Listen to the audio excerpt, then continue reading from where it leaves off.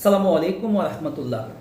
সম্মানিত দর্শক ও শ্রোতা, আমার এবং আপনাদের অনেক আত্মীয় স্বজন পবিত্র ঈদ উল ফিতরের ছুটি কাটিয়ে তাদের নির্দিষ্ট কর্মস্থলে যাত্রা শুরু করেছেন, আবার অনেকেই যাত্রা শুরু করবেন। এই যাত্রার পাককালে আল্লাহর হাবিব সাল্লাল্লাহু আলাইহি সাল্লাম 6টি বিশেষ গুরুত্বপূর্ণ আমল করতেন। তার মধ্যে এক নাম্বার যে গুরুত্বপূর্ণ আমলটি হলো, ঘর থেকে বের হওয়ার সময় আল্লাহর উপর তিনি ভরসা করতেন। আর তিনি বলতেন, বিসমিল্লাহি তাওয়াক্কালতু আলাল্লাহ ওয়ালা হাওলা ওয়ালা কুওয়াতা ইল্লা বিল্লাহ। এই হাদিসটি সুনান তিরমিজি শরীফের 3426 নম্বর হাদিসে এসেছে।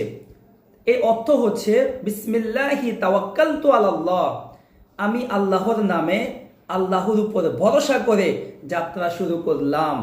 ওয়ালা হাওলা ওয়ালা কুওয়াতা ইল্লা বিল্লাহ, আর সমস্ত প্রকার বিপদ থেকে মুক্তি পাওয়ার, রক্ষা পাওয়ার আল্লাহ তাআলা ব্যতীত অন্য কারো কোনো শক্তি নাই।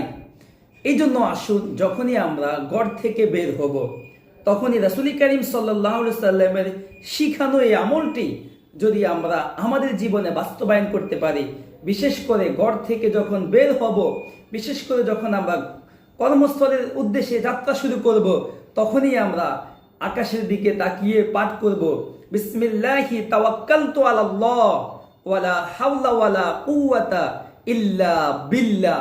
আমরা সকলেই আল্লাহর উপর ভরসা করে যাত্রা শুরু করব, কারণ কোনো মানুষের কোনো প্রকার শক্তি নাই যে নিজ ক্ষমতা বলে তার নির্দিষ্ট গন্তব্যে পৌঁছানো, যদি আল্লাহ পাক রব্বুল আলামিন দয়া না করেন, ভালো না বসেন। এই জন্য আমাদের উচিত হবে ঘর থেকে বের হওয়ার শুরুতেই আল্লাহর উপর ভরসা করা। আমি দোয়াটি আবার পড়তেছি, আপনারা আমল করুন। ইনশাআল্লাহ এই দোয়ার বরকতে আল্লাহ পাক রব্বুল আলামিন আপনাকে আমাকে সমস্ত প্রকার বিপদ থেকে হেফাজত করবেন। বিসমিল্লাহি তাওয়াক্কালতু আলাল্লাহ ওয়ালা হাওলা ওয়ালা কুওয়াতা ইল্লা বিল্লাহ। আল্লাহ পাক আমাদেরকে আমল করার তৌফিক দান করুন। আসসালামু আলাইকুম ওয়া রাহমাতুল্লাহ।